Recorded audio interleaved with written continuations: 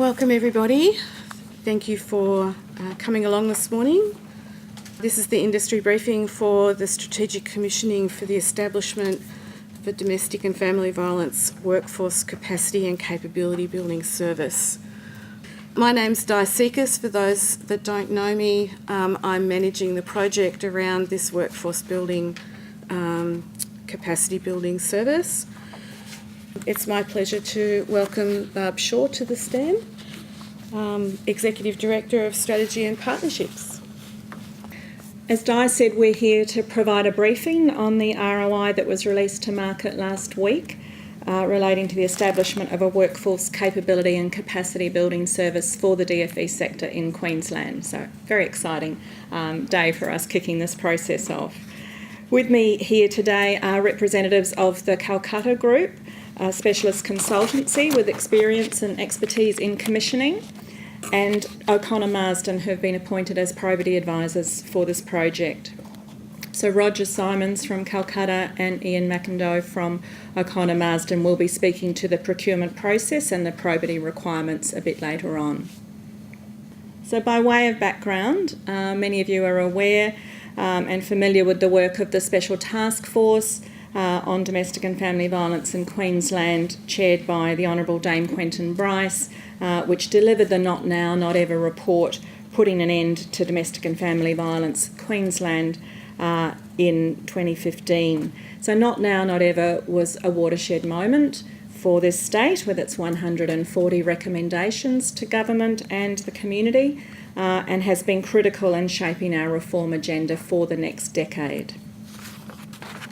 State governments made a commitment as part of that reform agenda to ending domestic and family violence in Queensland. One area of focus for Not Now, Not Ever was the need to better develop the capability and capacity of the domestic and family violence sector workforce. Additionally, through the Building a Stronger Service System report that we commissioned last year, we heard a strong and resounding message from the sector itself that more and better work is needed to support and strengthen the workforce. In order to do this, we're looking to implement an approach that's similar to those currently operating in some other jurisdictions, including New South Wales and Victoria. We're looking to establish an outsourced service that can deliver on initiatives that will improve the capability of the sector and increase the capacity of the sector to meet forecasted growth. Our capability development needs include skills and proficiencies outside core service delivery skills, including but also outside of those core skills like risk assessment, case management and counselling. We're looking for a holistic approach that encompasses all the skills needed to deliver high quality and effective services to the people of Queensland. This will include skills to improve the business component of service, for example, human resourcing, succession planning, organisational leadership and governance. We also need to focus on better meeting demand for our services. Due to the increased focus on domestic and family violence as a community issue and the ongoing campaigns at state and national level, we're seeing more and more people reaching out to our service system for support. So we're looking to this new service to deliver on initiatives that will increase the size of the workforce and prevent the skill and staff shortages into the future. We know that the remit for this service is broad, and we're looking for a diverse range of expertise and experience, from education and training to workforce growth and retention, and as such the department welcomes bids from consortia. Our intent is to enter into one contract with one entity to provide the complete scope of works. We've got an indicative annual budget of 1.5 to 2 million.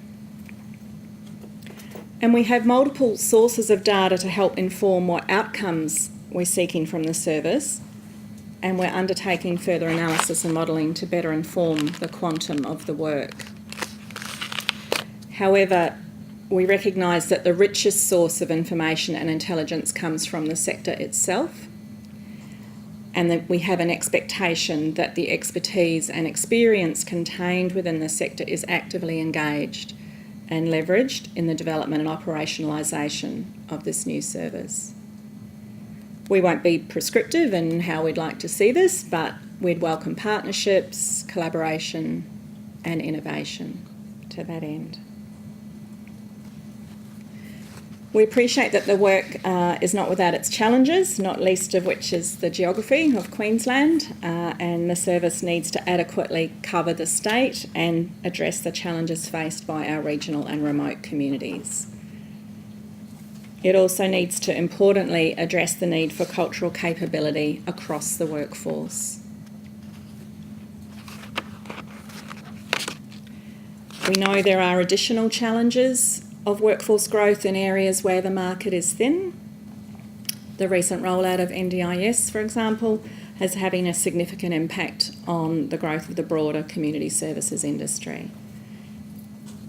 So we're looking forward to seeing creative and innovative solutions to these challenges.